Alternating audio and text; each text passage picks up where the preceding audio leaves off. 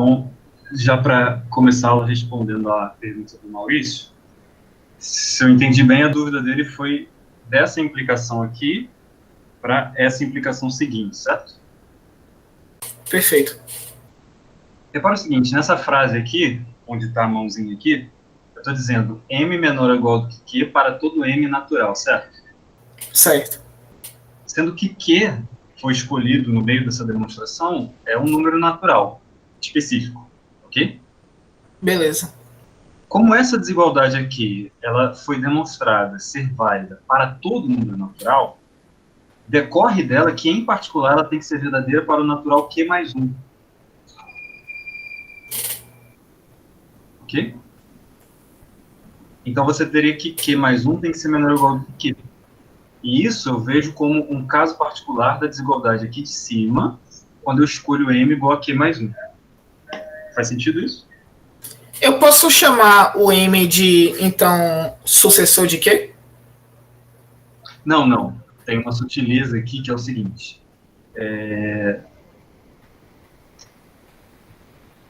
Você tem uma afirmação que foi demonstrada que diz que todo número natural é menor ou igual que q. Certo. No fundo, o que a gente está demonstrando aqui é que o conjunto dos números naturais não pode ser um conjunto limitado. Não pode ter um natural que é maior ou igual do que todos os outros naturais, dado que eles têm uma relação de ordem compatível com a soma. No fundo, é isso que a gente está demonstrando aqui. Porque se houvesse um número natural, vamos supor que haja um número natural q que seja maior do que todos os outros naturais. Se ele for maior do que todos os outros naturais, ele vai ser maior do que q mais 1 também. Então, você teria essa desigualdade aqui. Tá claro isso que eu falei? Sim, O que sim. eu falei é, se houver um número natural que é maior que todos os naturais, ele tem que ser maior do que o seu próprio sucessor, porque ele é maior do que todos os naturais.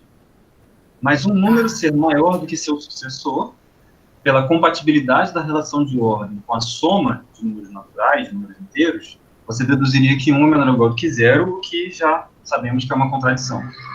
Ok? Perfeito. Então, nesse passo dessa argumentação aqui, o que está em jogo, na verdade, é o fato de que, quando você tem um conjunto ordenado, e nesse conjunto está definida uma operação de soma que é compatível com a relação de ordem, esse conjunto não pode ser ilimitado. Não pode ser limitado, perdão. Então, nesse caso, esse conjunto é limitado superiormente, certo?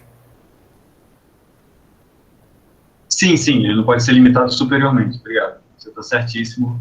Para ser bem rigoroso aqui na minha frase, eu deveria ter falado, acrescentado esse advérbio superiormente em todas as vezes que eu falei limitado. Perfeito. Obrigado, professor.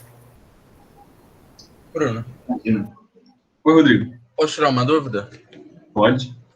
Então, no grupo do WhatsApp, a gente estava discutindo uma questão que dizia que se um número ele está entre 0 e 1 sobre n para todo n natural, esse número tem que ser o próprio zero.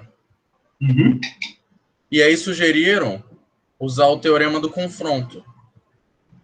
Só que aí a gente entrou numa discussão se seria válido usar o teorema do confronto, porque, para mim, ocorreria o risco da gente entrar num argumento circular, já que a gente está definindo essas coisas para poder definir depois sequência e limite, e aí poder falar do teorema do confronto.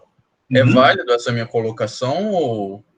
Tá perfeito. Na verdade, sobre isso? A sua pergunta ela casa exatamente com a pergunta do Maurício, porque, deixa eu compartilhar, eu parei de compartilhar, não sabia que a sua pergunta seria a pergunta que eu precisava.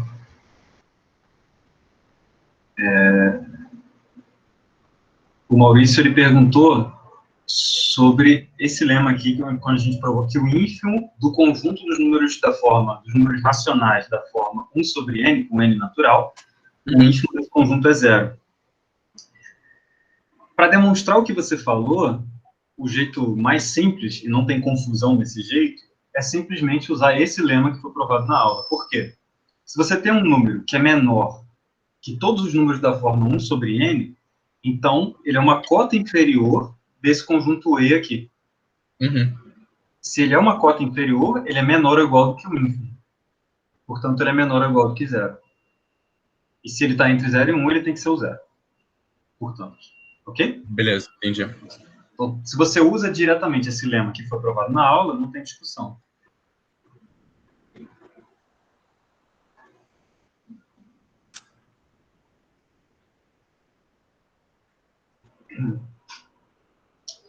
Bom, eu vou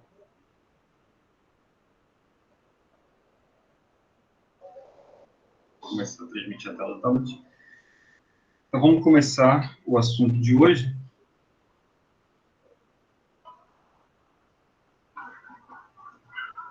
Professor, ainda não, né, mas uma pergunta sobre a última aula, que eu não pude assistir ao vivo, mas estudando ela depois, eu notei que nós definimos compacidade, aliás, um espaço métrico compacto, pelo teorema de Borel-Lebesgue, né? Foi a definição que a gente usou. A definição via coberturas, isso aí. Isso. Aí, a minha pergunta seria, mais a estrutura do livro mesmo, não sobre o curso em si, mas a gente não perde um pouco estudando a compacidade antes de continuidade, por conta de alguns resultados? E outra coisa seria, digamos, a equivalência com a definição de ser compacto e limitado e fechado, ela vale... Isso é uma pergunta que eu não tenho certeza, mas ela deixa de valer, aliás, quando você tem espaços métricos de dimensão infinita? Seria isso?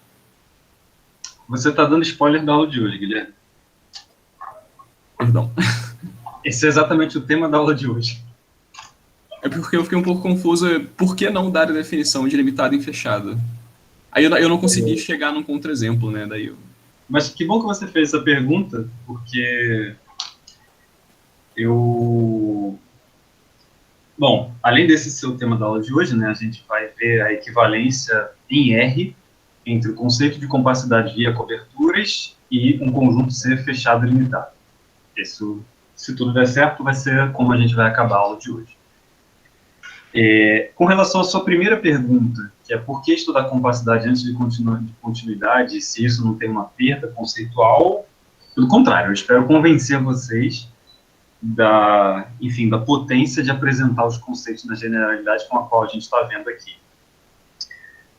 Apesar de eu ter essa esperança, eu tenho consciência de que no curso de análise na reta a gente não vê uma quantidade suficiente de resultados profundos o bastante para que seja convincente a gente trabalhar nessa generalidade.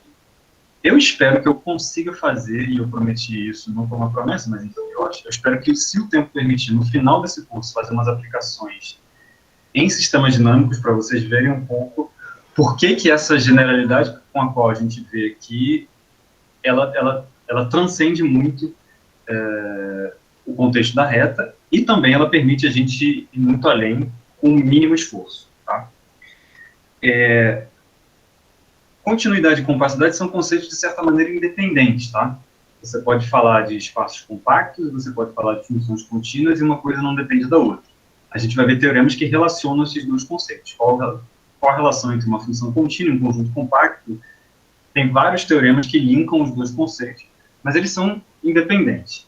Fato é que o conceito de continuidade ele se torna muito mais rico e poderoso quando ele é combinado com compacidade do domínio da função. Tá? Então, nesse sentido, a ideia é a gente estudar primeiro isoladamente os dois conceitos e depois combinar eles. E é exatamente isso que a gente vai fazer, essa é a estrutura do livro. Tá? A sua pergunta sobre a definição de compacidade via coberturas e fechados e limitados, ela já vem com a resposta. O conjunto ser compacto, tá, na nossa definição aqui, que é a definição mais geral possível, dado que ela foi dada em toda a generalidade, compacidade não é equivalente a fechamento e limitação. E o contra-exemplo é exatamente o que você falou, espaços métricos de dimensão infinita. Tá? Não espaços métricos, na verdade, espaços vetoriais de dimensão infinita, mas é possível dar contra-exemplos, é possível ver um contra-exemplo num espaço simples. Tá? E eu vou tentar fazer esse contra-exemplo nesse curso, só que para fazer o contra-exemplo, a questão é o seguinte: o contra-exemplo mais simples, ele precisa ocorrer de alguma forma em dimensão infinita. Tá? A experiência ensina para a gente que a equivalência entre compacidade, fechamento e limitação é uma equivalência que é fundamentalmente linkada à dimensão finita. Seja lá o que quer que seja de dimensão, tem uma certa coerência interna da matemática que permite a gente falar de forma vaga a palavra dimensão e estar correto. Fundamentalmente, essa equivalência ela vai ocorrer sempre que você estiver em dimensão finita. Então, qualquer contra-exemplo para essa equivalência que você queira dar, ele tem que estar em dimensão infinita em alguma forma. Então, para fazer um contra-exemplo, a coisa mais simples possível, a gente precisa estudar sequências e séries para fazer um contra-exemplo. Então, eu não sei se eu vou mencionar no final da aula de hoje um contra-exemplo, eu vou fazer a demonstração quando a gente falar de sequências e séries, ou se eu vou deixar para falar e fazer demonstração quando a gente falar de sequências e séries. Enfim, vai depender do feeling que a gente tiver no final da aula de hoje. Tá? Não, beleza, muito obrigado. Bom, eu queria começar uma discussão muito rapidinho com algumas dicas de estudos de trabalho para vocês, porque eu acho importante nesse curso, já como para muita gente é a porta de entrada da pós-graduação, eu acho importante vocês trabalharem nessa disciplina, por ser um curso de verão e por ser a porta de entrada da pós-graduação, de uma maneira mais profissional, se vocês nunca ouviram falar disso. Então, se você já ouviu falar dessas, entre aspas, dicas que eu vou dar aqui, só vai ouvir de novo. Eu já falei, e pelos relatos que vocês já me fizeram aí nas perguntas, tem muita gente trabalhando assim, e eu acho que essa é a maneira correta de seguir essa disciplina. Esse curso ele foi montado para passar para vocês uma boa quantidade, uma alta densidade de informação, e uma certa informação com um certo nível bom de qualidade. E para vocês absorverem toda essa informação, são conceitos matemáticos abstratos que vocês têm que dissecar e analisar exatamente como o Guilherme está propondo, todos os exemplos e contra-exemplos, tá? E a gente não faz toda essa análise profunda em cada aula, a gente passa o essencial da informação e cabe a vocês irem esmiuçando os detalhes que ficam faltando. Por isso, a melhor forma é vocês reverem as aulas e transcreverem com as palavras de vocês as anotações, completando com as suas próprias palavras, como se você estivesse explicando para você mesmo toda a informação que foi dada na aula. Eu acho que se você só fizer esse trabalho ao longo do curso, você já vai ganhar, com certeza, muita coisa. Até porque, como eu falei, é um curso com muita densidade de informação. Quando você transcreve explicando para você mesmo, você preenche passagens de raciocínio que, às vezes, você não percebeu na aula, ou às vezes nem eu mesmo falei na aula. Você vai conseguir perceber vários buracos que ficam de explicação, porque você está preenchendo todos os detalhes. E ao preencher todos os detalhes, você também começa a se aprofundar nos conceitos. Por quê? O que significa preencher detalhes? Significa você responder a questionamentos que você mesmo se fez. E nesse pequeno processo de se fazer os questionamentos sobre os conceitos e responder a eles, você vai entendendo melhor o que está por trás dos conceitos e da abstração sobre eles. Tá? E, aliado a isso, tem as listas de exercícios, que são problemas mais complexos, para vocês trabalharem esses conceitos que vocês aprenderam e aliarem a isso a alguma busca que vocês devem fazer na internet. Eu acho fundamental que vocês aproveitem aí o grupo do WhatsApp, qualquer contato que vocês tenham entre vocês, para explicarem as coisas uns para os outros também. Porque você explicar o que você sabe para outra pessoa é uma forma muito eficaz de você aprender e de você, às vezes, até ajudar outra pessoa também. Às vezes, uma coisa que você percebeu, outra pessoa não, uma coisa que ela não percebeu te ajuda. Às vezes, você explica um negócio, a pessoa te faz uma pergunta e você vê que faltou um detalhe para você entender, ou que você não tinha entendido da forma correta. Então, tem todo um processo que é importante que vocês passem por esse processo em todas as suas etapas para absorver o curso da melhor forma possível. Eu acho que eu queria terminar isso só falando uma coisa. Quando a gente chega na pós-graduação, tem um certo choque de diferença em relação à profissionalização do trabalho. Se você ainda não percebeu isso, perceba nesse momento que, quando você chega na pós-graduação, acabou aquela história de você ler o livro, ver as fórmulas e aplicar as fórmulas para resolver os exercícios. O que a gente está fazendo aqui é desenvolvendo uma teoria que é sofisticada intelectualmente, ela é cheia de detalhes e de pormenores que a gente, às vezes, nem fala na aula, que o próprio livro não fala, que você deve esmiuçar esses detalhes por você mesmo para você poder entender. Inclusive, tem detalhes que ninguém nunca viu e provavelmente você vai ser a primeira pessoa na história a enxergar. E isso acontece com uma certa frequência, inclusive quando você aprende coisas, e à medida que você vai evoluindo, isso vai acontecendo com mais frequência ainda. No limite desse processo, você faz a sua tese de doutorado. Então, essa profissionalização, ela tem que começar agora, e é importante você ter esse rompimento aí com esse modus operandi da escola tradicional, da gente decora as fórmulas, faz exercício. Especialmente a matemática sofre muito disso. Né? Decora a fórmula, faz exercício. Aqui o processo é muito diferente disso. Tá? Se vocês tiverem mais dúvidas sobre esse processo, podem perguntar, e a gente pode usar um pouco o tempo da aula para trocar ideias sobre isso também. Então, a gente vai falar hoje, um pouco já como o Guilherme antecipou. O Guilherme antecipou o finalzinho da aula. A aula de hoje está dividida em duas partes. Na primeira parte, que é essa que está já anunciada aí na tela para vocês, a gente vai avançar um pouco mais na topologia básica dos espaços métricos. Vamos fazer proposições e teoremas gerais sobre espaços métricos e sobre os conceitos que a gente viu, como, por exemplo, ponto de acumulação, conjunto fechado, conjunto compacto, bolas. Todos esses conceitos estão se relacionando aí, né? Repara que a gente tem um conceito geral que a gente introduziu, espaço métrico. Dentro dos espaços métricos habitam outros conceitos, como os conjuntos compactos, ponto de acumulação de um conjunto, ponto interior de um conjunto, e esses conceitos se relacionam entre si, são os teoremas, proposições e os lemas que a gente está vendo aqui. Na primeira metade da aula a gente vai ver mais alguns desses lemas e proposições e teoremas. Na segunda metade a gente vai especializar para o caso da reta, do espaço métrico, conjunto dos números reais, com a sua métrica tradicional dada pela função módulo de x. E a gente vai provar teoremas que são específicos para esse caso, como o teorema que o Guilherme, culminando aí no teorema que o Guilherme já anunciou, que é o teorema de Heine-Borel, que diz que um subconjunto da reta é compacto se somente se ele é fechado e limitado. Tá? Então, deixa eu ver aqui. Deixa eu aproveitar, vou fazer isso já, deixa eu começar dando uma definição. Então, sempre x vai ser um espaço métrico e d vai ser a função de distância que a gente está implicitamente assumindo existir no conjunto x, tá? Eu vou dizer que um conjunto, um subconjunto E do espaço métrico x, ele é limitado, tá? Tem um outro conceito de limitação que a gente aprendeu na reta, que é o conceito de um conjunto ser limitado superiormente. O conceito de limitação dentro de um espaço métrico e limitação superior são relacionados, e eu vou comentar isso já. Tá? Um subconjunto de um espaço métrico ele é limitado se existe um ponto x do meu espaço, se existe um número real R maior que zero, tais que E está contido dentro da bola de raio R e centro em x, ok? Então, exemplo, tá? Vou deixar como exercício para vocês verificarem essa frase que eu vou escrever, que é o seguinte: um subconjunto E de R,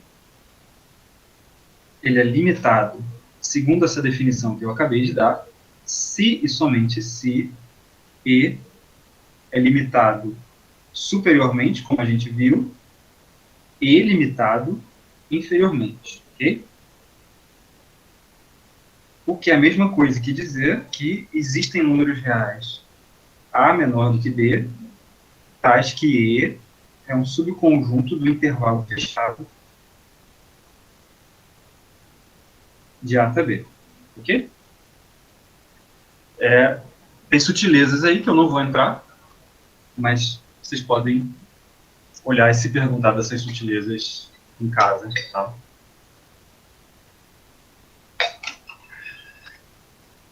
Vou fazer alguma pergunta aqui agora, se você quiser. Alguém quer perguntar alguma coisa?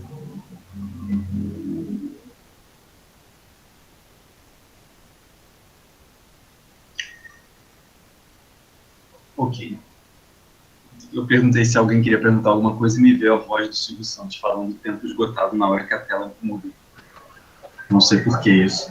Deve ser alguma memória de infância de quando a minha avó via o programa do Silvio Santos. Bom, eu vou começar então completando uma proposição que eu falei na aula passada.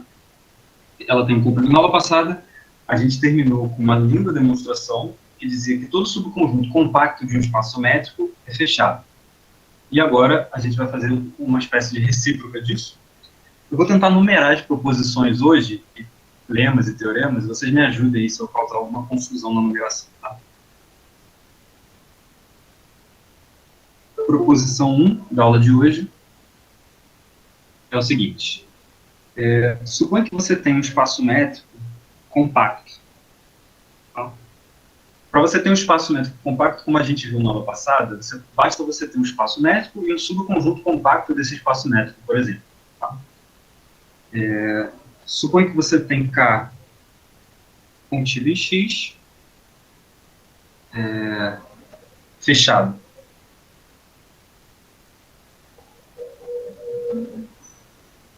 Então, K é compacto. Ou seja, a gente provou que todo subconjunto compacto de um espaço métrico é fechado. E todo subconjunto fechado de um espaço métrico compacto é compacto.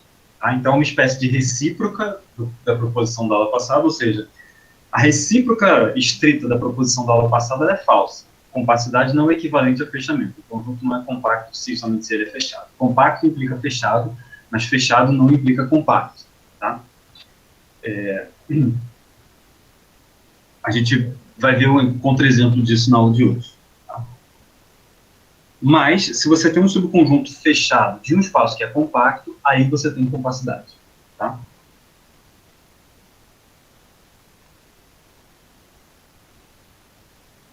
Bom, vamos fazer a prova disso. Para você provar que um conjunto é compacto, você deve provar o seguinte.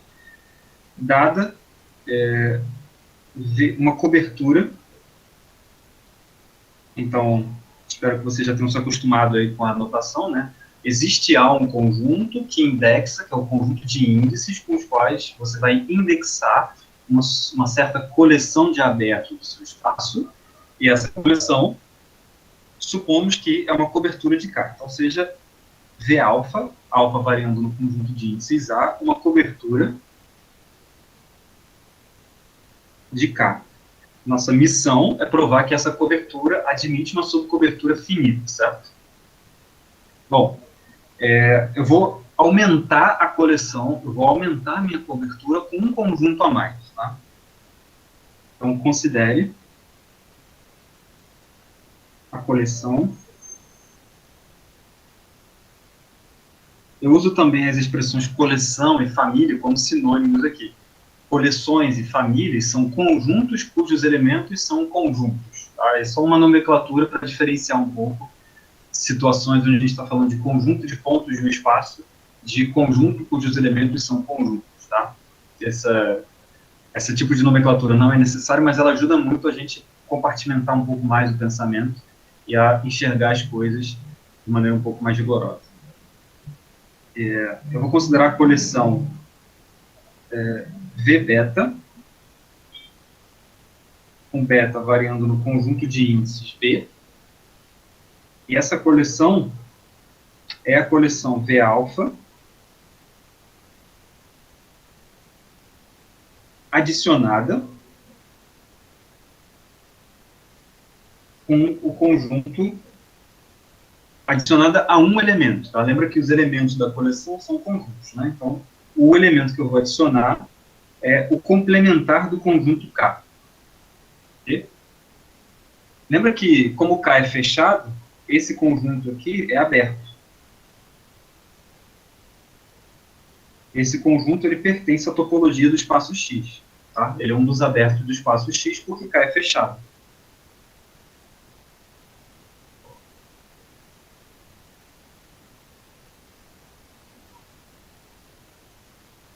Agora, repara o seguinte, o K está contido,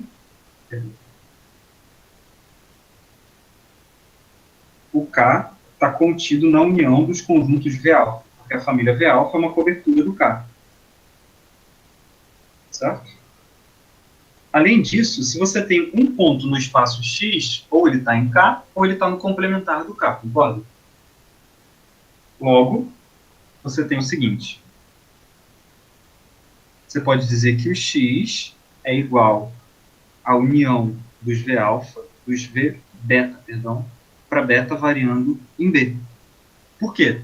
Se você pegou um elemento de X, ou ele está em K, ou ele está no complementar de K. Mas se ele está em K, ele está na união dos V alfa. Se ele está no complementar de K, o complementar de K é um dos conjuntos da coleção V beta. Okay? Como X é compacto, existem beta 1, beta n, pertencentes à família B, faz que o X é igual a V beta 1, união V beta n. Okay? Aqui eu usei só a compacidade. Tá? Como o X é um espaço compacto, e como os conjuntos V beta constituem uma cobertura do X, apenas finitos deles já são suficientes para você ter uma cobertura do espaço X. Okay? Agora, como conjunto B? Oi, Rodrigo. A noção de compacidade, a gente tem que ter que eles são abertos, né? A cobertura. Aham. O que eu ia perguntar? Ah, tá. Quando a gente tem que a cobertura V alfa do conjunto K, não necessariamente eles são abertos no X também, né? Então, isso foi um dos temas da aula passada. A gente viu que o conceito de compacidade ele é um pouco absoluto. Uhum. Se você definir um subconjunto ser compacto, a definição do subconjunto de um espaço métrico ser compacto é qualquer cobertura por abertos do espaço tem subcobertura finita. Uhum. Só que isso é equivalente, a gente demonstrou isso na aula passada, isso é equivalente a você dizer qualquer cobertura por abertos da topologia de subespaço do seu conjunto ter subcobertura finita. Então, as duas coisas são equivalentes. Tá? Beleza. Obrigado. Só que olha só, o conjunto de índices B, ele é o conjunto de índices A unido com um índice a mais, que é o índice que você daria ao complementar do K. Logo, você pode dizer o seguinte: existem alfa 1, alfa n, ou seja, tem uma quantidade finita de alfas, tais que o X é igual a V alfa 1,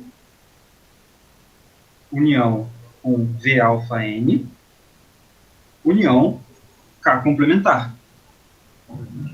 Porque a família B, ela tem só um elemento a mais que a família V alfa. Certo? Então, no máximo, você vai ter uma cobertura do X pelos V alfas, por finitos V alfas, unido com o K complementar. Tá? Mas, isso aí implica... Repara, essa equação que está escrita aí está dizendo para você o seguinte: o X é a união dos V alfas, de finitos V alfas, com o complementar do K. Repara, o conjunto K, ele não pode ter nenhum ponto nessa parte que eu estou sublinhando de vermelho aqui, porque essa parte é o complementar dele. Logo, essa igualdade escrita aí, ela implica que o K está contido nessa parte que eu vou sublinhar de amarelo agora. Já que o K é um subconjunto de X, ele só pode estar na parte amarela. Mas isso implica, então, que o conjunto K está contido em V alfa 1, união V alfa n. Isso acaba a demonstração porque você provou que você exibiu uma subcobertura finita da cobertura arbitrária que você tinha tomado no começo da sua demonstração. Tá bom? Então isso prova a compacidade de qualquer subconjunto fechado de um espaço métrico compacto. Tá? Professor, tem um corolário. Oi, Arthur. só uma dúvida aqui. Porque no início a gente está considerando que K é somente fechado. A gente quer chegar que ele é compacto, certo? Nesse caso aqui, logo no primeiro passo é considerado uma cobertura de K. Isso. Então, a gente está só tentando chegar a provar que ela é finita. Ela tem uma quantidade finita. Isso. Só essa a ideia. Isso. Tá. É importante salientar isso. Boa colocação aqui. O conceito de compacidade não é que um conjunto admite cobertura. O conceito de compacidade é É uma propriedade, um subconjunto de um espaço médio. Ele tem a propriedade da compacidade se toda vez que você der para ele uma cobertura com uma quantidade arbitrária de elementos, né, de conjuntos abertos, você sempre pode extrair uma quantidade finita dessa cobertura que basta para cobrir o conjunto. Entendi. Tá? Então, toda vez que você quer demonstrar que uma coisa é compacta, basta você demonstrar que qualquer cobertura, então você tem toda a demonstração de compacidade por cobertura, e vai começar assim, seja G-alfa, seja V-alfa, uma cobertura arbitrária do conjunto K. Você tem que concluir exibindo uma subcoleção dessa cobertura finita que ainda cobre. Entendi. Tá?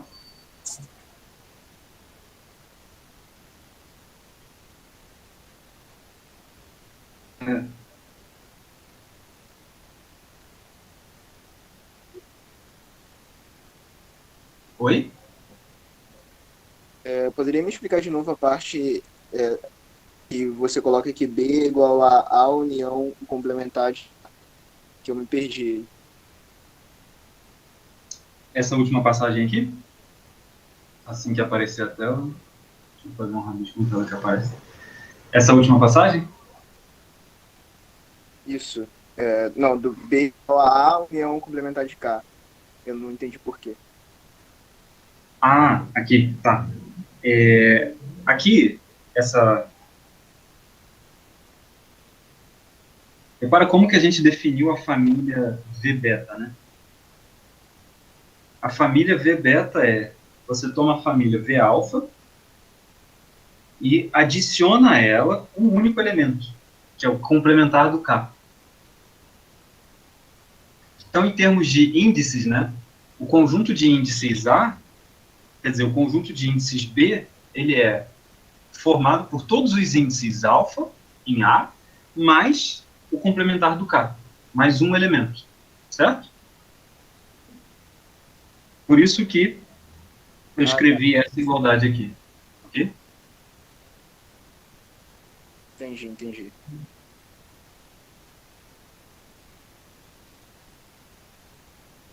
Então, primeiro corolário da aula de hoje é o seguinte.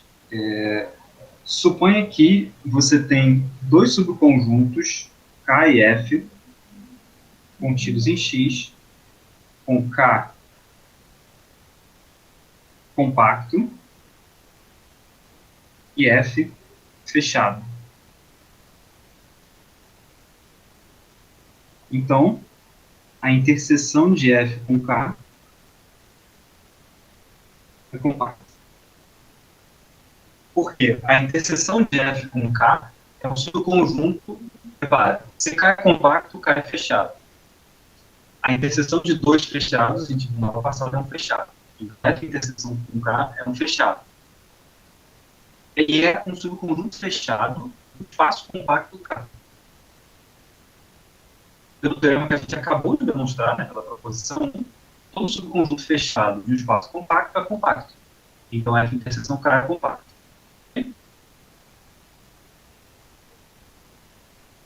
Então, deixo para vocês escreverem essa demonstração. A gente vai partir para um teorema.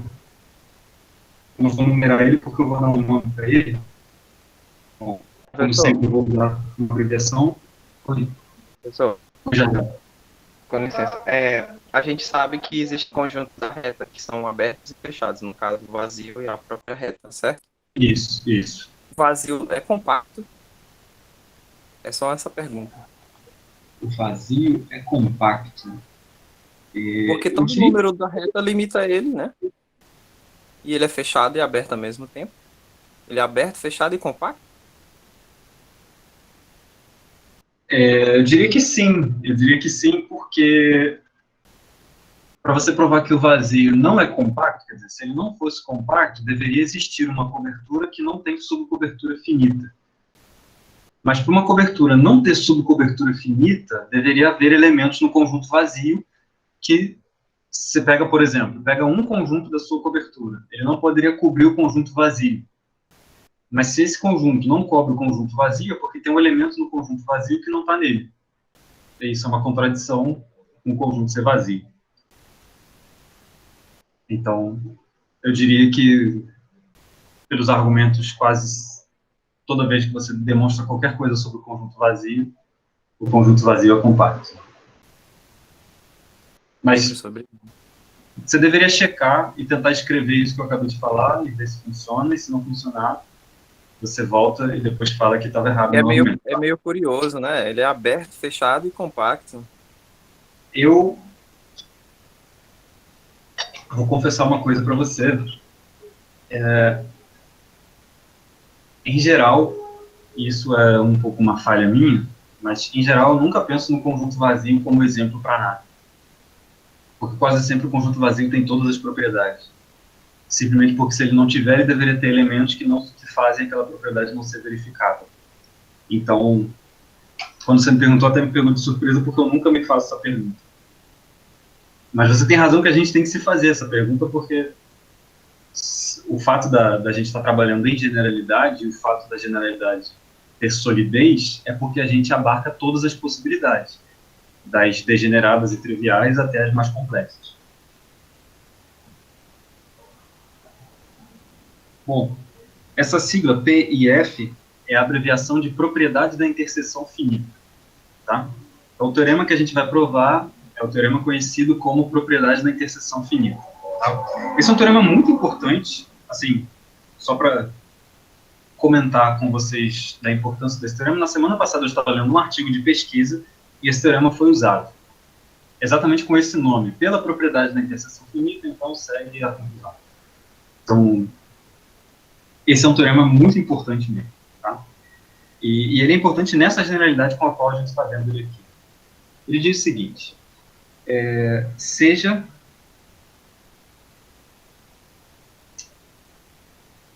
K-alfa, com alfa variando no conjunto de índices A, uma família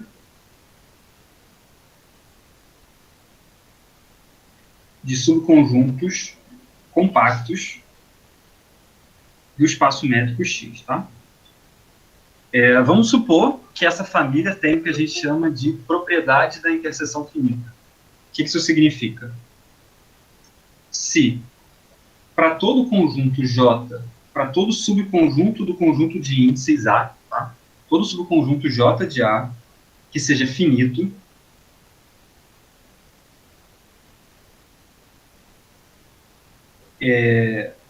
vale que a interseção de KJ para J variando em J é diferente de vazio. Então, a interseção de toda a família é diferente de vazio. Então, o que a propriedade da interseção finita diz é, se você tem uma família arbitrária de subconjuntos compactos de um espaço métrico, com a propriedade de que qualquer subfamília finita tem interseção não vazia. Então, a interseção da família é diferente de vazio.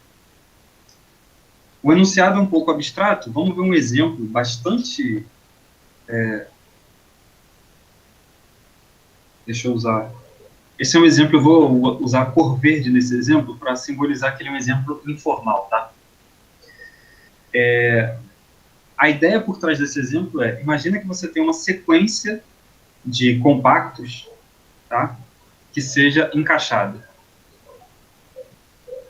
Kn natural, Kn mais 1, uma sequência decrescente, e Kn diferente de vazio para todo N. Tá? Então, o desenho que você deve ter aqui é o seguinte. Imagina que você tem aqui esse primeiro compacto, então esse é o K1. Aí imagina que agora o vermelho é o K2. Aí imagina agora que o azul é o K3. Imagina que o verde aqui é o K4 e assim por diante. Tá? Você tem uma sequência decrescente encaixada de compactos não vazios. Tá? Se você olhar, a interseção de qualquer quantidade finita de compactos nessa família aqui, como ela é decrescente, a interseção de finitos desses compactos vai ser o menor deles. Por exemplo, qual a interseção desses 3 compactos no meu desenho? É o compacto verde. Tá? Qual a interseção entre o vermelho, o azul e o verde? É o verde. Qual a interseção entre o preto, o azul e o vermelho? É o azul, que é o menor dos 3 que eu acabei de falar. Tá? Então, essa família, qualquer família encaixada, tem a propriedade da interseção finita. O que você está dizendo? Você está dizendo que a interseção de todos eles é diferente do vazio.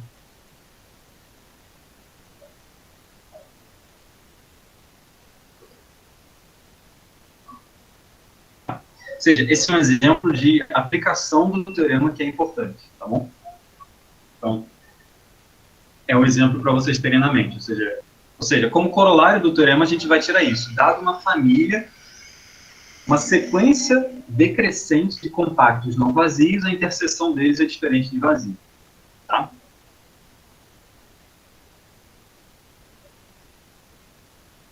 Vou demonstrar, então, a propriedade da interseção finita.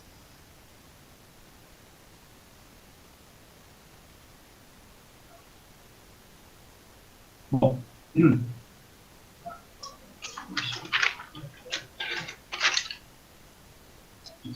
a prova é o seguinte.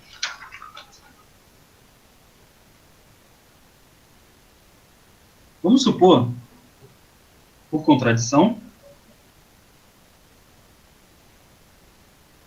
que a interseção da família K-alfa é vazia. Ok? Então, o que a gente vai provar é o seguinte. Boa pergunta, Christopher. Exatamente, a gente vai ver esse exemplo, ele é equivalente ao teorema, na verdade, ele é o teorema dos intervalos encaixados, começando a ser demonstrado aqui.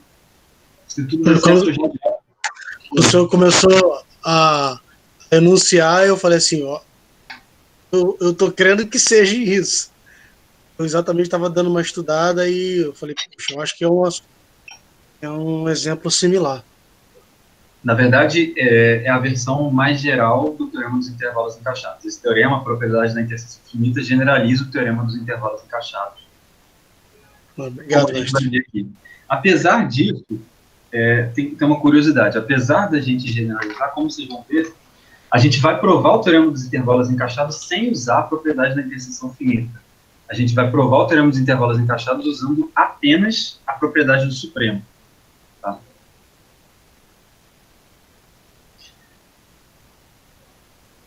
Obrigado, mestre. Tá. Beleza. Então, estamos supondo por contradição que a interseção de todos os compactos da família é vazia. Tá? Vamos fixar um elemento da família. Como vai ser um elemento que eu vou fixar, eu vou usar o símbolo beta para denotar esse índice fixado no meu conjunto de índices A. Tá?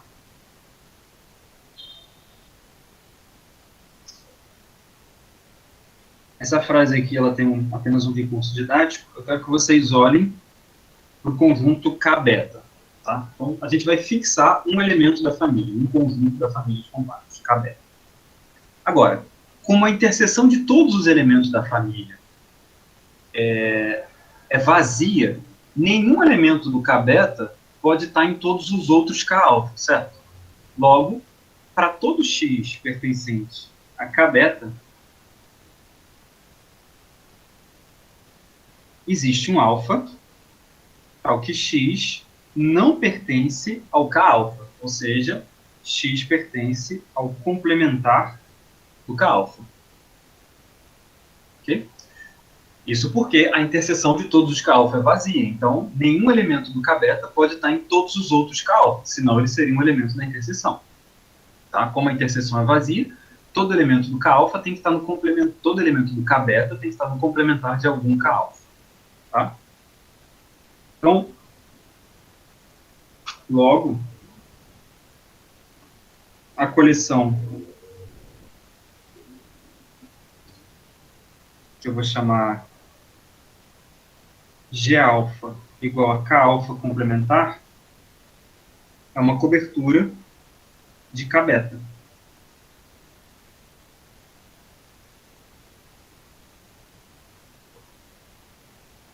Repara, todo K-alfa é compacto, e todo compacto, a gente provou, é fechado. Logo, o complementar de cada K-alfa é um aberto. Então, você está provando o seguinte: se X está em K-alfa, nessa frase aqui, que eu vou sublinhar agora em amarelo, tá? O que a gente está provando é, se X está em K-beta, perdão, então ele pertence a algum conjunto G-alfa. Isso é a mesma coisa que provar que o K-beta está contido na união dos conjuntos G-alfa para alfa variando em A. Ou seja, a gente provou que a família G-alfa é uma cobertura do K-beta. Como ele é compacto,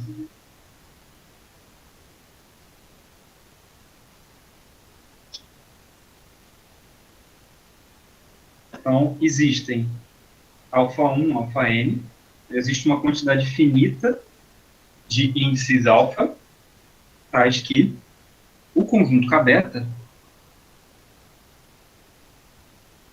está contido em G alfa 1 união G alfa n, certo? Logo,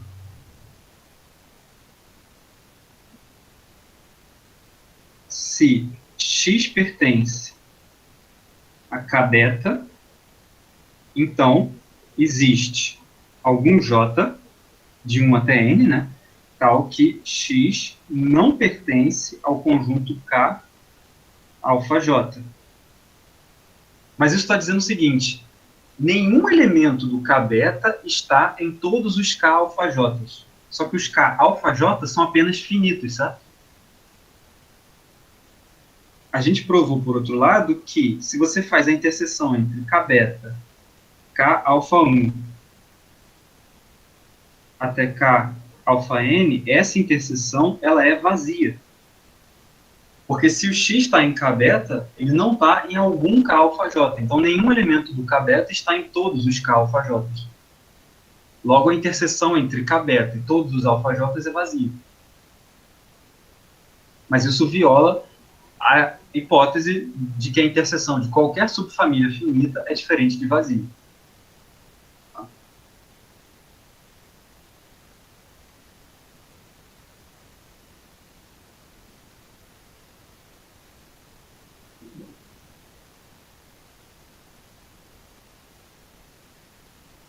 Você está contradizendo a hipótese com, basta você tomar o J igual a beta, alfa 1, até alfa n. Tudo bem? Bruno, Oi, Rodrigo. eu entendi até a gente chegar que o K-beta está contido numa união finita. Depois eu me perdi. Então, se eu bem entendi sua pergunta, você entendeu até essa parte, essa linha lilás aqui, né? Isso, exato. Tá. Vamos verificar que essa segunda linha lilás aqui, essa segunda afirmação sublinhada em lilás é verdade. Uhum. Tá. Para provar isso, vamos usar a primeira linha lilás. Tá? Tá bom. Vamos supor por contradição que essa interseção descrita aí seja não vazia. Uhum. Tá? Então, existe um X que está na interseção entre K-beta e todos os K alfa J. Ok? Uhum. Agora, se o X é um ponto do K-beta e que está, ao mesmo tempo, em todos os K alfa J, ele não pode estar em nenhum G alfa J, concorda? Entendi. Uhum. Logo, o X não estaria na união do G alfa J. Uhum. Ou seja, a gente fez por contrapositiva, né? A negação da afirmação de baixo implica a negação da afirmação de cima. Uhum. Então, a afirmação de cima implica a afirmação de baixo. Entendi. Obrigado. Ok.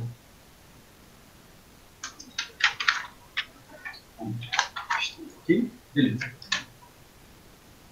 Então, a gente já viu aí como corolário, né? Essa frase esse exemplo que eu desenhei em verde, que é, se você tem uma sequência encaixada decrescente de compactos não vazios, a interseção deles é diferente de vazio. Isso que é muito similar aí ao que muita gente já viu conhecido como propriedade dos intervalos encaixados, tá? Ok. Seguindo, mais um resultado, linkando aí os conceitos de compacidade. Agora a gente vai linkar compacidade e pontos de acumulação.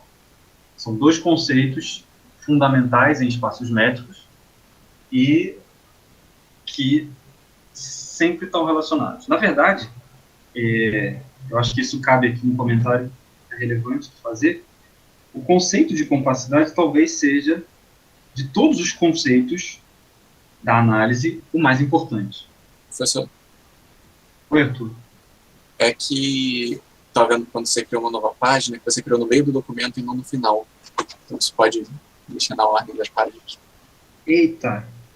Que merda que eu fiz aqui. Será que eu consigo? Valeu, Arthur. Acho que eu consegui mudar aqui.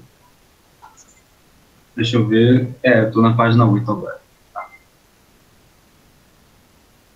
Teorema 2, tá? E, em geral, todos os conceitos, eles ganham uma certa uniformidade, eles ganham um poder adicional na presença de compacidade. Tá? Então, por exemplo, tem conjuntos que não têm ponto de acumulação, tem conjuntos infinitos que não têm ponto de acumulação. Um dos exemplos a gente viu nas aulas passadas. A gente viu que o conjunto Z dos números inteiros é um subconjunto infinito do conjunto dos números reais, que não tem ponto de acumulação. Na presença de compacidade, esse fenômeno não ocorre. Todo conjunto infinito, todo subconjunto infinito de um conjunto compacto tem ponto de acumulação. É isso que a gente vai ver agora. Então, se K está contido em X é compacto e E está contido em K é um conjunto infinito,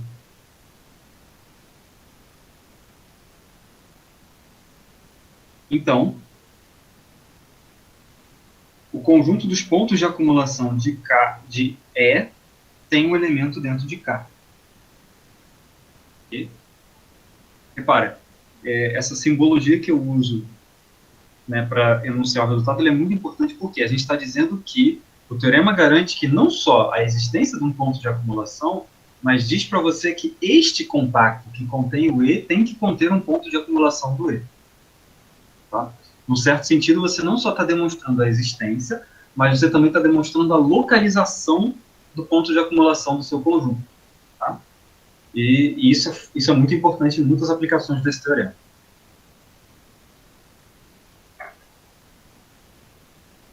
Então, vamos fazer a demonstração. O livro dá uma prova realmente muito elegante desse teorema. Normalmente se vê, acho que quase todos os livros de análise que eu conheço dão demonstrações usando sequências desse teorema. E o livro dá uma demonstração muito elegante que evita o uso de sequências de uma forma que eu acho muito bonita.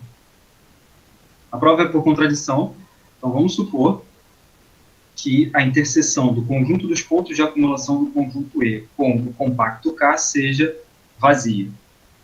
Isso quer dizer o seguinte, que nenhum ponto de K é ponto de acumulação do conjunto E. Logo, se X pertence a K, existe um raio, que eu vou chamar de Rx positivo, tal que, quando você faz a bola de centro Rx, de centro X e raio Rx, intersecta com o E, isso está contido no máximo em X.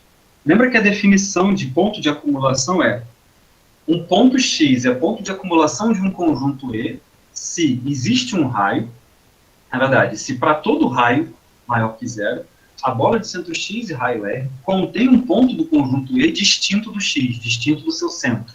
Então, para o conjunto E ter um ponto de acumulação no ponto X, qualquer bola ao redor do X tem que intersectar o E num ponto distinto do centro. Quando você nega isso, está dizendo que existe alguma bola centrada em X que intersecta o E, no máximo, em seu centro. Tá? Bom, isso implica o seguinte, que repara que para cada X de K, você deu uma bola centrada em X.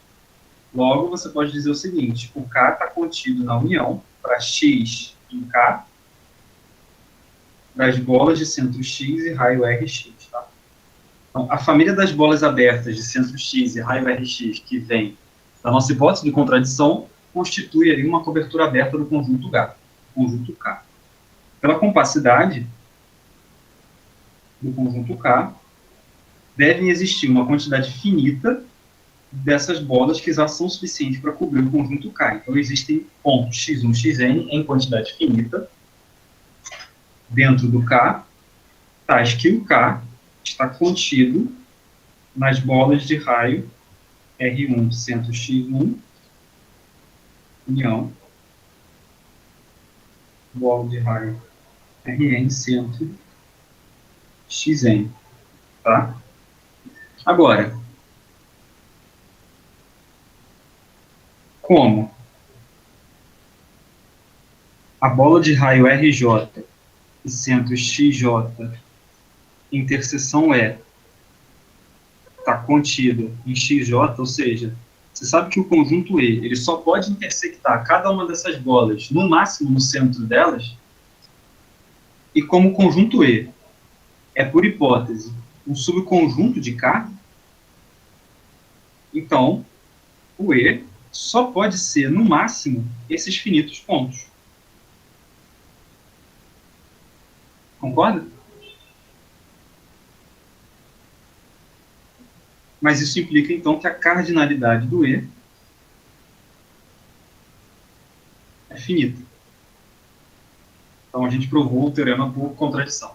Por contraposição, na verdade. Tá? Ou seja, se um conjunto E, que é subconjunto de um compacto, não tiver ponto de acumulação em K, a gente provou que ele tem que ser finito.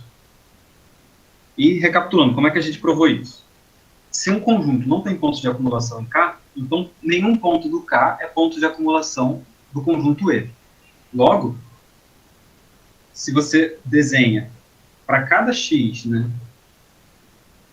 para cada ponto X em K, se você dá uma bola de centro X e raio R, tem que existir uma bola tal que o conjunto E só intersecta, no máximo, no centro da bola. Tá? Então, se você dá um outro X, por exemplo, só que o que acontece, né? O conjunto K ele vai ser coberto por uma quantidade finita dessas bolas. E o conjunto E só intersecta o K, no máximo, no centro dessas bolas. Então, você provou que o E tem que ser finito. Essa é a ideia da demonstração.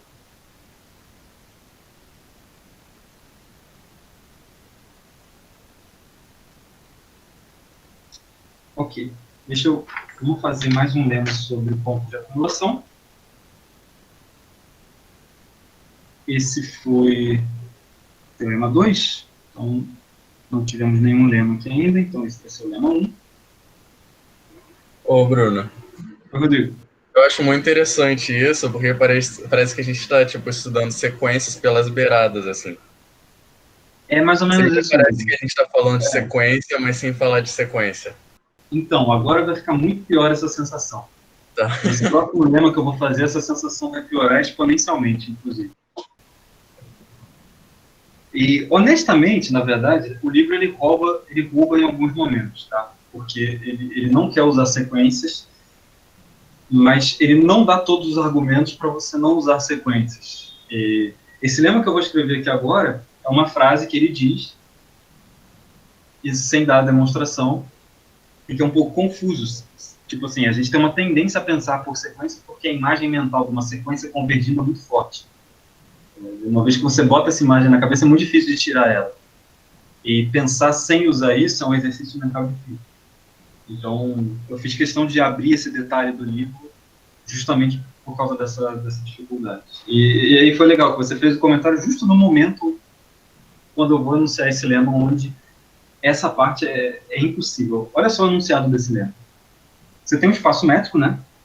XD, e você tem um conjunto E, contido em X, um conjunto infinito.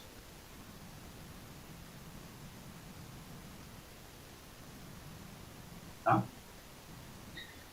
suponha que você tem um ponto X que seja um ponto de acumulação do E. Tá?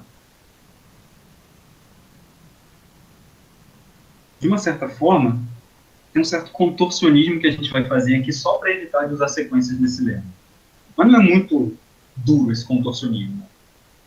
Então, existe um conjunto F subconjunto de X, de E, que também é infinito,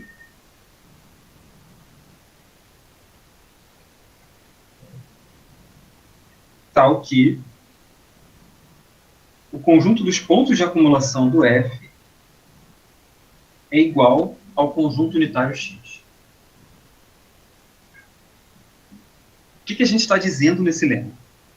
Eu vou fazer um desenho, vou dar um aqui, vou fazer um desenho para ilustrar esse lema. A gente está dizendo o seguinte. Imagina que eu tenho aqui, deixa eu usar uma outra cor aqui, por exemplo. Imagina que eu tenho aqui o ponto X, que é o ponto de acumulação do conjunto. Tá? Eu vou desenhar os pontos do conjunto em amarelo. Okay? Você me dá uma vizinhança do X. Então, por exemplo, se você me dá uma vizinhança do X, por exemplo, essa bolinha aqui. Tem que aparecer um ponto do conjunto aqui. Então, tem que aparecer um ponto amarelo aqui. Aí você olha a distância do ponto lilás até o ponto amarelo. O ponto lilás é o ponto de acumulação do conjunto de todos os pontos amarelos. Desenhe, então, agora, uma outra vizinhança do ponto lilás que seja menor, cujo raio, né, seja menor que a distância do X até o ponto amarelo que você já tinha encontrado. Como X é ponto de acumulação, tem que aparecer um ponto amarelo aqui dentro, e esse ponto amarelo não pode ser o ponto lilás. Então, já temos 2 pontos. Aí eu vou dar mais um. Agora, desenhe aqui uma vizinhança do ponto lilás menor ainda. Então, tem que aparecer um ponto amarelo distinto do ponto lilás aqui dentro. Ok? Se eu pudesse dar mais um, daria mais um aqui, faria uma outra vizinhança e continuaria. O que você obtém com esse processo? Você obtém com esse processo, a gente vai ver isso em alguma aula breve do futuro, você obtém uma sequência de pontos amarelos convergindo para o ponto lilás. Você obtém uma sequência de pontos do conjunto E convergindo para X. Tá? A ideia por trás desse lema é exatamente essa. Mas para você ver como que a ideia pode se manifestar, se formalizar na linguagem matemática de variadas formas distintas, né? A gente vai formalizar isso com uma linguagem levemente distinta da linguagem de sequências. Bruno, mas tem alguma razão para ele estar se negando a falar de sequências? Ô, Rodinho? Eu acho que é uma questão pedagógica, porque esse é um capítulo sobre topologia básica dos espaços métricos. Se ele usasse sequências nesse capítulo, ele ia ter que passar uma parte do capítulo de sequências para esse capítulo. Entendi. E aí, só que isso tornaria esse capítulo monstruoso. Eu teria que falar de certos detalhes sobre sequências já nesse capítulo, e esse capítulo é super denso. Então, eu acho que ele optou por não falar de sequências e tirar um pouco de informação desse capítulo, levar toda a parte de topologia dos espaços métricos que você pode fazer usando sequências para o capítulo só sobre sequências. Entendi. E é uma escolha bem com uma personalidade forte, porque no capítulo sobre sequências, ele vai falar só sobre sequências e vai particularizar muito para sequências na reta. Vai provar teoremas super profundos sobre sequências e séries de números reais. Então ele faz um capítulo só, exclusivamente sobre sequências, entendeu? Então, assim, é uma escolha que revela um pouco uma personalidade bem forte sobre o assunto. Assim. Bom, na minha experiência, todos os matemáticos que eu conheço, eles têm personalidades muito fortes sobre como as coisas devem se organizar e qual é a melhor forma, e eles têm muita certeza de qual a melhor ordem de apresentar as coisas. Os melhores matemáticos que eu conheço têm muita certeza desse tipo de detalhe, e esse tipo de detalhe é muito pessoal, ou seja, é aquela sutileza onde você tem muita liberdade para jogar. Interessante.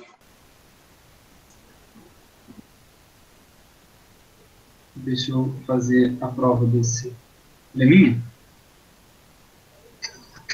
Então, Para evitar de falar de sequências, a gente vai proceder da seguinte maneira. Para cada n natural,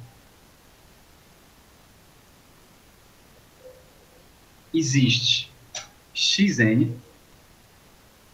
distinto de x, tal que a distância entre x e xn é menor do que 1 dividido por n. Tá? Bom, e eu vou considerar o conjunto F como sendo o conjunto xn, assim definido, com n natural. Ok?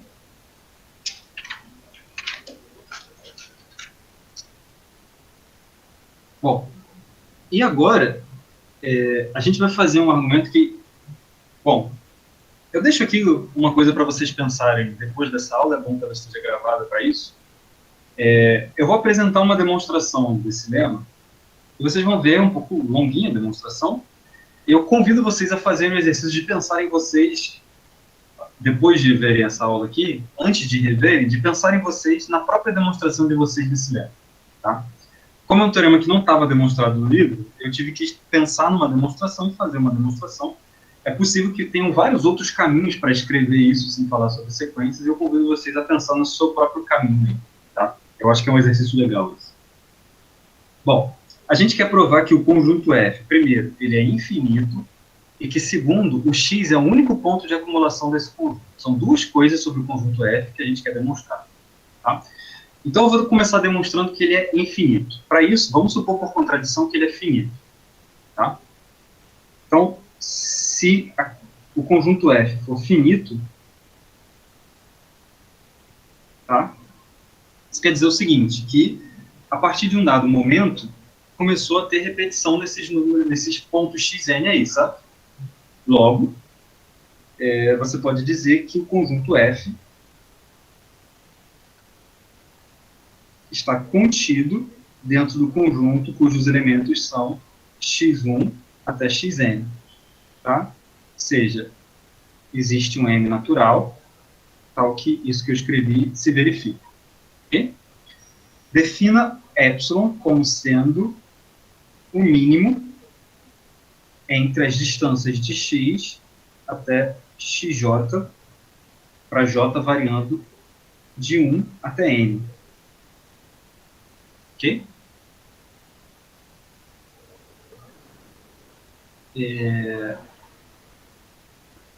Ok. Deixa eu dizer o seguinte, até pela pergunta que, eu não me lembro agora se foi o Caio que fez essa pergunta no começo da aula, talvez eu tenha trocado o nome da pessoa, mas alguém começou a aula perguntando, e aí, acho que o Rodrigo também perguntou isso no começo da aula. A propriedade arquimediana diz para a gente que, dado esse epsilon, né, existe um número natural tal que 1 sobre n é menor do que epsilon. Isso segue da propriedade arquimediana. Tá? Bom, o número xn, o ponto xn, né, ele pertence ao conjunto F. Tá?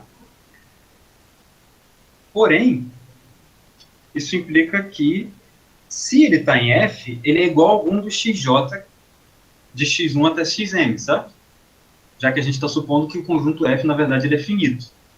Logo, você pode dizer o seguinte, que o epsilon é menor ou igual que a distância de x até xn, só que pela construção do xn, essa distância é menor que 1 sobre n, e 1 sobre n é menor do que epsilon, e isso dá um absurdo, tá? Porque a gente demonstraria que epsilon é menor do que epsilon. Ok? Então, se a gente chegou nesse absurdo, é porque o conjunto F não pode ser finito. Tá bom? Qual o cuidado que tem aqui nessa demonstração? Tem um cuidado aqui que ele não aparece nesse desenho que eu fiz. Tá?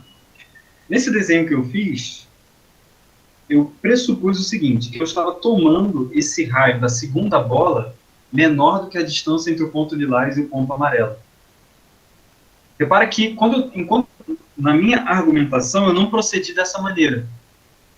Talvez eu pudesse ter procedido dessa forma e construído a demonstração por outro caminho que não precisava desse argumento por redução absurda aí, tá? Então, fica aí esse comentário sobre essa redação, tá? Então, está feita a primeira parte, a gente já sabe que o conjunto F é um conjunto infinito, ok? Vamos provar, então, que ele não tem nenhum outro ponto de acumulação a não ser o X, tá? Supõe agora que exista y diferente de x, y como ponto de acumulação do conjunto F. Tá? Então, a ideia aqui é bem simples, na verdade. Tá? Você considera epsilon igual a distância de x para y. Tá? Eu gosto dessa demonstração porque ela usa uma ideia que aparece e reaparece na análise infinitas vezes. E essa ideia é o seguinte: você tem aqui o ponto X, você tem aqui o ponto Y, eles têm uma distância entre eles. Como você está num espaço métrico, você pode isolar eles por bolas disjuntas. Então, por exemplo, eu vou desenhar uma bola vermelha ao redor do X, e eu vou desenhar uma bola verde ao redor do Y, que não se tocam. Tá? Bom, como eles são pontos de acumulação, tem que existir um ponto aqui, eu vou chamar um ponto lilás, por exemplo, esse ponto aqui, xm, tá? Como y é, por hipótese, um ponto de acumulação do conjunto F, tem que existir um ponto xm, ou xm pertencente a F nessa vizinhança verde do y, tá? E aí o que você pode fazer? Você pode majorar a distância de x até y, essa distância que eu vou tracejar aqui com traçado preto, que é a distância de x até y, você pode comparar ela pela distância de x até o ponto xm e a distância de y até o ponto xm, que é a desigualdade triangular. Qual a vantagem de fazer isso? Repara que, pela construção das coisas aqui, você tem uma estimativa para a distância de x até xm. A distância de x até xm é menor do que 1 sobre m, certo? E esse raio da bola verde aqui, você tem liberdade de escolher ele. Isso aqui é menor do que epsilon. Por exemplo, você pode escolher esse raio da bola verde menor do que a metade da distância de x para y. Tá? Menor do que epsilon sobre 2. E você sabe também que essa bola verde ela tem que ter infinitos pontos do conjunto F. Por quê? A gente aprendeu na aula passada um teorema que dizia o seguinte: se você tem um ponto de acumulação de um conjunto, qualquer vizinhança desse conjunto qualquer vizinhança desse ponto, contém infinitos pontos, infinitos elementos daquele conjunto. Então tem que ter um termo xm aí com m tão grande quanto você quiser. E se você quiser que o m seja muito grande, você vai ter que 1 sobre m também é menor do que epsilon dividido por 2. E assim você chega numa contradição. Por quê? Pela desigualdade triangular, a distância de x para y, esse segmento horizontal, ele é menor ou igual que a soma dos dois segmentinhos lilazes. Só que os dois segmentinhos lilazes, pelas estimativas que você tem, né, por hipótese da construção, eles somam menos do que epsilon, porque ambos são menores ou iguais do que epsilon sobre 2, e isso dá uma contradição. Vamos fazer isso com calma agora, tá? Vamos analisar cada aspecto desse desenho, etapa por etapa. A primeira coisa que a gente fez foi escolher epsilon, que é a distância de x para y. Tá? Eu vou usar a propriedade arquimediana mais uma vez, e eu vou tomar n natural, tal que 1 sobre n é menor do que epsilon, ok? Então, isso segue da propriedade arquimediana. Agora, como y pertence a f', tá? Se você olhar a cardinalidade da bola de raio ε/2, centro y, intersectada com f, essa cardinalidade é infinita. O teorema da aula passada que eu mencionei. Qualquer vizinhança do y tem que conter infinitos pontos do f, tá? Se tem infinitos pontos, existe um m maior do que o n, tal que xm pertence à bola de raio ε/2, centro y. Então, agora, olha só, repara que na nossa argumentação, a gente construiu o ponto lilás xm do desenho dentro da bola verde. Tá? Repara também, vou acrescentar essa informação no desenho, a gente construiu a bola verde com raio ε/2. Tá? Então, o ponto xm pertence à bola de centro y e raio ε/2. Só que, por construção, né, quanto vale a distância entre x e xm? Ela é menor do que 1 sobre n, e 1 sobre n é menor do que 1 sobre n, que é menor do que ε/2. Aqui eu deveria ter pedido ε/2. Desculpa. Tá bom? Logo, a gente escolheu o m grande o suficiente, de forma que esse segmento lilás, que está maior no desenho, também tem comprimento menor do que 1 dividido por n. Agora, a gente usa desigualdade triangular para atingir uma contradição. Então, a distância de x para y é menor ou igual que a distância de x até xm, somada com a distância de xm até y, tá? E isso, a gente já viu no slide passado, é menor ou igual, na verdade é menor, estrito, do que ε dividido por 2, mais ε dividido por 2, isso é igual a y, certo? Só que ε é igual à distância de x para y. Então, a gente provou que a distância de x para y é um número real menor do que ele próprio, o que é um absurdo, e completa a demonstração do lema. Tudo bem? Alguma pergunta aí?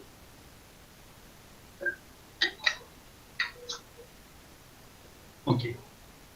Então, vamos passar agora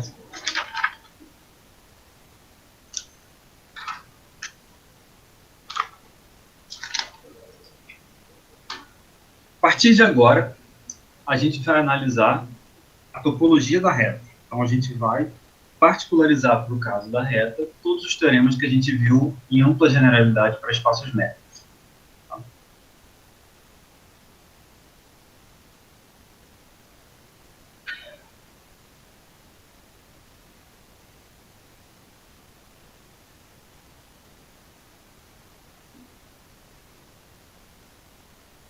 E aí a gente vai começar já provando o teorema, que eu vou colocar como teorema 3, mas, na verdade, eu acredito que seja um enunciado que vocês conheçam como teorema dos intervalos encaixados, que diz o seguinte: sejam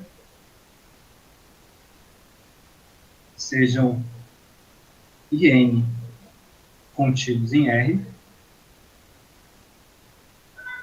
uma família de intervalos, então, IN igual a intervalo aberto, intervalo fechado de AN até BN. Eu vou supor que o intervalo é não trivial, então vou supor que AN é estritamente menor que BN. Eu vou supor também que os intervalos são encaixados de forma decrescente. Então, o intervalo IN mais 1 está contido em IN. Ok? Repara o seguinte. Essa hipótese, que eu vou sublinhar agora em amarelo, essa hipótese implica que IN é não vazio, tá?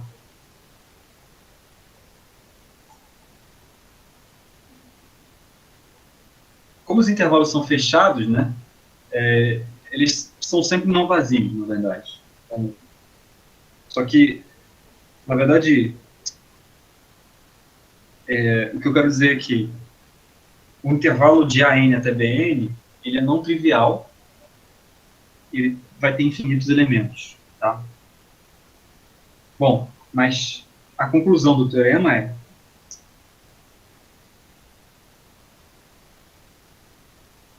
então,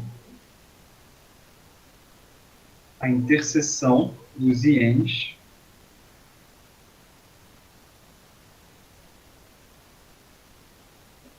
é diferente de vazio. Okay? Então, é bem o enunciado que a gente já viu. Você tem aqui a reta, você tem uma família de intervalos, por exemplo, A1, B1, aí você vai ter agora A2, B2, aí depois você vai ter A3, B3, e assim por diante.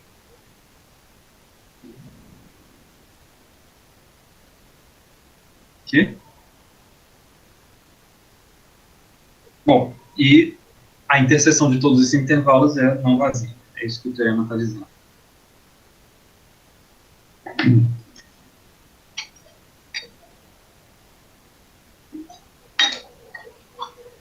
E aí um comentário interessante é o seguinte: a ordem, a estrutura lógica da nossa linha de argumentação aqui vai ser o seguinte: a gente vai demonstrar a propriedade dos intervalos encaixados usando somente o axioma, a propriedade do supremo. E a gente vai provar que todo intervalo fechado da reta é compacto usando a propriedade dos intervalos encaixados. E é por isso que a gente não vai demonstrar a propriedade dos intervalos encaixados usando a propriedade da interseção finita, porque a propriedade da interseção finita pressupõe a compacidade dos conjuntos envolvidos. Só que para provar a compacidade dos intervalos, a gente vai usar a propriedade da interseção finita nesse caso particular aqui. Tá? Então, por isso que a gente precisa provar a propriedade da interseção finita em R antes de provar a compacidade dos intervalos.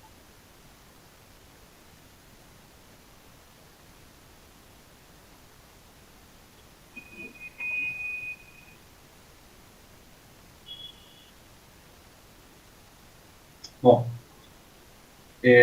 considera o conjunto E, cujos elementos são todos os extremos menores da tua família de intervalos ANBN, tá? Eu considero os extremos esquerdos dos seus intervalos. Primeiro, observa que como os intervalos são encaixados, todos eles estão dentro do primeiro intervalo. Só que qualquer elemento do primeiro intervalo é menor que o extremo direito do primeiro intervalo.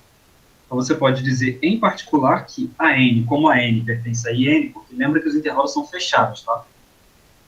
Como a n pertence a IN, isso implica, então, que a n é menor ou igual do que B1, tá? Isso implica que o conjunto E, ele é limitado superiormente. Logo, existe x igual ao supremo de E. Então, essa demonstração, ela segue um pouco uma intuição que você depreende do desenho que eu tinha feito aqui. Se você olha esse desenho, você vê o seguinte: todos os extremos esquerdos da família de intervalos aí, eles são limitados por todos os extremos direitos. Em particular, se você olhar o supremo, né, dessa sequência de números reais aí, ele vai ter que estar em todos os intervalos, e, portanto, o supremo da sequência dos extremos esquerdos vai estar na interseção. Tá? Você poderia demonstrar igualmente que o ínfimo da sequência dos extremos direitos também está na interseção.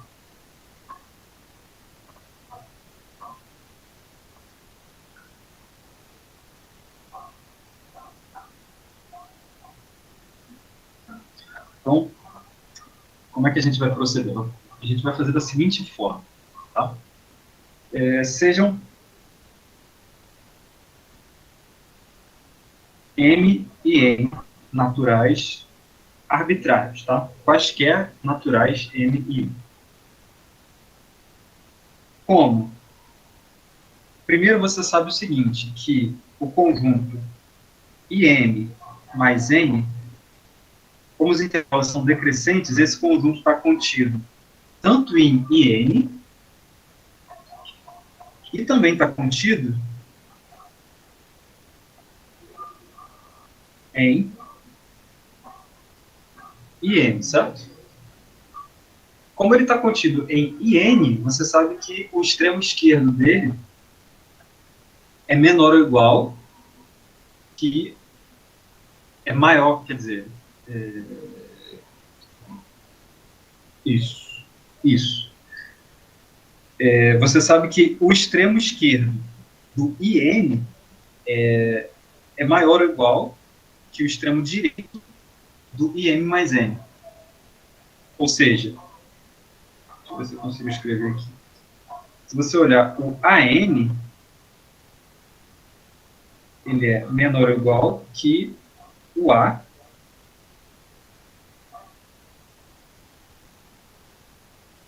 M mais N. Por quê? O AM mais N pertence ao IM mais N, que está contido no IM. Então, se ele está contido no IM, ele tem que ser maior ou igual que o extremo esquerdo do IM. Tá?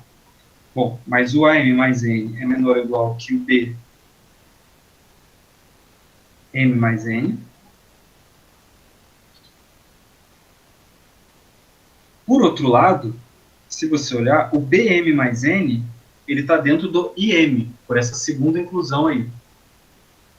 Né? Se ele está dentro do IM, ele tem que ser menor ou igual que o extremo direito do IM. Então, BM mais N é menor ou igual que BN. Tá? Isso prova o seguinte.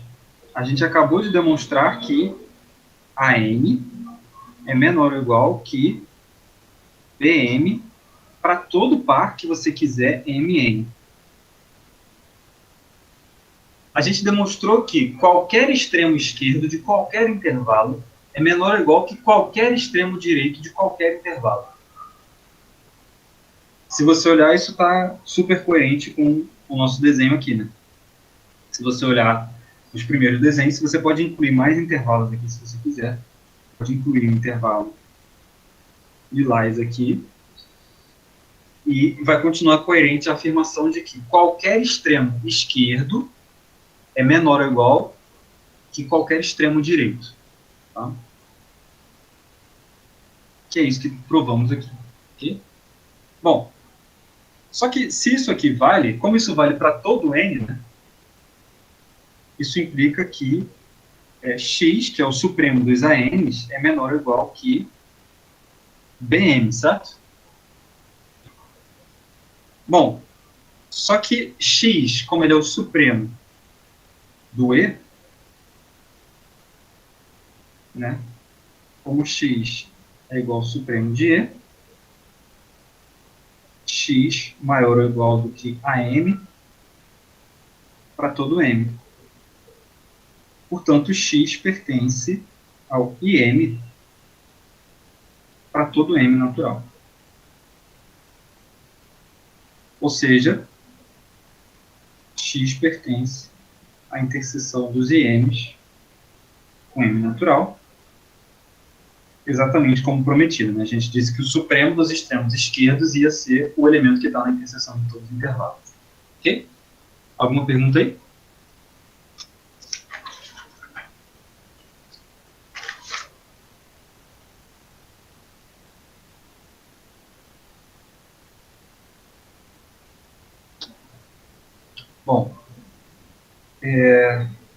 Bom, acho que eu vou parar por aqui, então não vou conseguir chegar. O Guilherme, então, deu spoiler da próxima aula.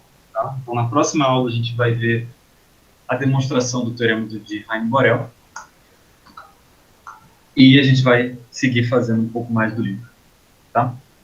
Então, na próxima aula, a gente vai, essencialmente, terminar tudo de topologia da reta.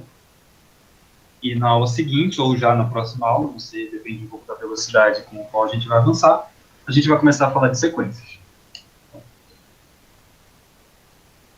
Professor, eu tô com uma Oi, cara. dúvida da última aula, em questão disso, que ele diz que se K está contido em Y, está contido em X, no espaço métrico, mostrar que, bom, se K é compacto e relativo a Y, K é compacto e relativo a X, que era a Sim. ida de uma proposição que você provou a volta e a ida ficou como exercício, né?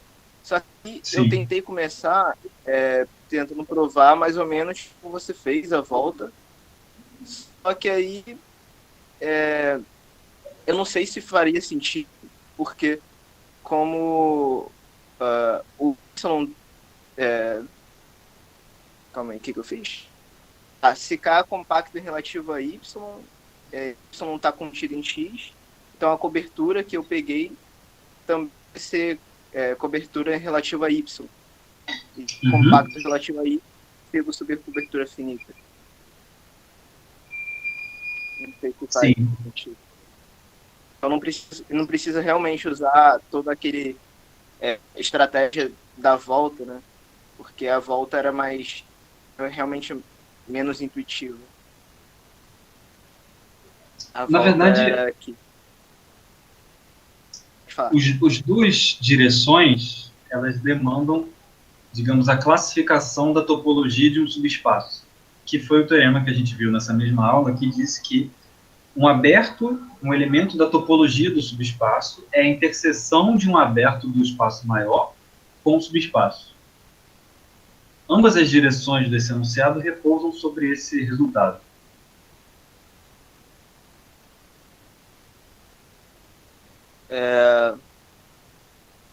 Não entendi muito bem. Deixa eu escrever, então, essa demonstração. Tá? Suponha que você tem uma V-alfa, tá? Com alfa variando num conjunto de índices A. Só que eu vou supor que esse é um elemento da topologia do subespaço Y, tá? Então, só recapitulando o que o Caio falou. A gente tem K contido em Y, contido em X. Vamos supor que K é compacto relativo a Y. Ou seja, quer dizer, a gente está supondo que K é compacto relativo a X e quer provar que K é compacto relativo a Y. Não é essa a implicação, Caio? É essa mesmo. Tá. Não, Para a gente provar que... relativo a Y. Isso, para a gente provar que ele é compacto relativamente a Y, como teve o comentário do Arthur hoje, você precisa pegar uma cobertura por abertos da topologia do espaço Y, que é onde o K está dentro. Se você quer provar que ele é compacto relativo a Y, você tem que pegar uma cobertura arbitrária do K por elementos da topologia do Y e extrair uma subcobertura finita desses abertos, tá? Esse foi o que você fez na última aula, que foi a volta. Esse foi o que eu fiz. Ah, tá. Que era então, um pouquinho mais complicado, eu acho. Tá, entendi. Então, o que eu tenho que ficou como exercício era provar que se o K é compacto relativo a Y, então ele é compacto relativo a X, né? Isso. Eu tinha confundido. Tá. Então, para você provar que ele é compacto relativo a X, você vai ter que tomar uma cobertura dele por abertos da topologia do X e extrair uma subcobertura finita para essa cobertura. Só que a hipótese que você tem é que ele é aberto, que ele é compacto relativamente à topologia do Y. Tá? Então, o que você vai fazer? Defina para cada alfa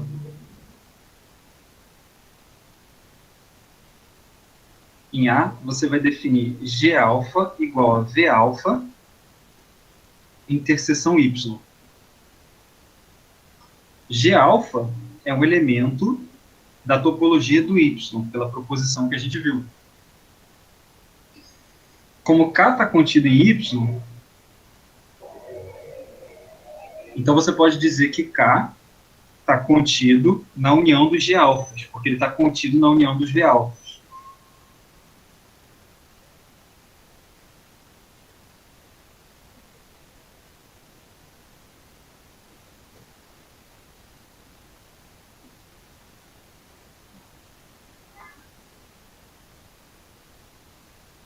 Tudo bem, cara? Tá. Então, daí acaba, né? E aí, como K é compacto relativo a X, né?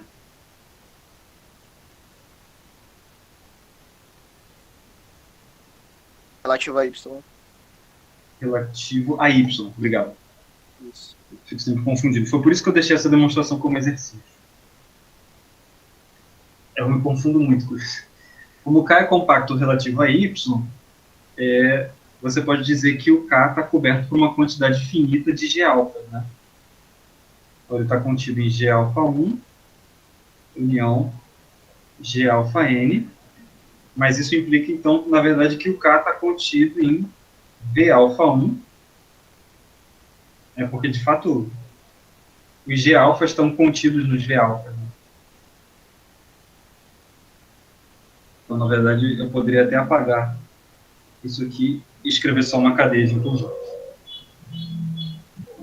Certo. Então, realmente, mais limpo e fazer a saída do que a volta que tinha. Fazer mais, um pouco mais... Usando essa intenção, realmente. Mas o ponto fundamental é essa caracterização da topologia do subespaço. Isso aqui é o fundamental dessa demonstração, tanto da ida quanto da volta. Beleza, valeu pela explicação, professor.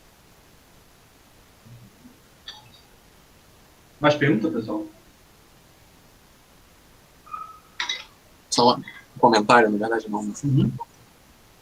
Assim, eu estava pegando a lista 1 para resolver, eu cheguei até a questão 4, e vou te falar que é extremamente complicado. Mas aí eu até peguei, como é muito parecida com o do Rudin, tem uma questão no capítulo 2 do Rudin que é muito parecida, eu fui pegar uma resolução para poder comparar os meus passos, porque teve um momento logo no início que eu estava empacando. E aí eu estava vendo, não sei se pela escrita da pessoa que escreveu a resposta, alguma coisa, mas eu tive muita dificuldade em entender o segundo passo que eles tomam. E aí, essa sua explicação naquela hora da escolha do V-alfa, de ser um V-alfa qualquer para depois chegar, basicamente foi o que me fez entender a resposta. Porque eu não estava entendendo o porquê desse V-alfa. Porque ele toma, eu acho que da forma da escrita do livro, que ele toma um VN, só que ele não usa NM, ele usa N e depois usa N de novo, para N diferentes. E aí estava me complicando, e aí agora entendendo essa ideia de que você começa com uma quantidade enumerável, e aí depois que você vai escolher uma infinita, isso me fez conseguir entender a outra explicação. Perfeito. Você está atestando, então, que a minha escolha dos problemas da lista de exercícios fez exatamente o que eu queria. Eu não tem sentido eu evitar que vocês procurem soluções na internet, mas se o problema for realmente interessante, mesmo que você encontre uma resolução, isso não vai resolver a sua vida. Você vai precisar entender a resolução, e provavelmente esse exercício de entender a solução, às vezes você encontra soluções que estão erradas, e aí você descobre o erro na solução da pessoa também. Ou a solução está mal escrita também. Então, é exatamente isso que eu queria transmitir. Que bom que deu certo. Tem um argumento que a gente fala aqui em casa, né? Eu sou graduado professor e tem mais professores da família, e a gente sempre conversa isso, de que se a questão for bem elaborada, não importa você buscar a resposta. Exatamente. Eu gosto de propor desafios sempre nas aulas. E ela conseguiu bem. Essa lista é maravilhosa. Beleza. Eu vou interromper então a gravação, pessoal.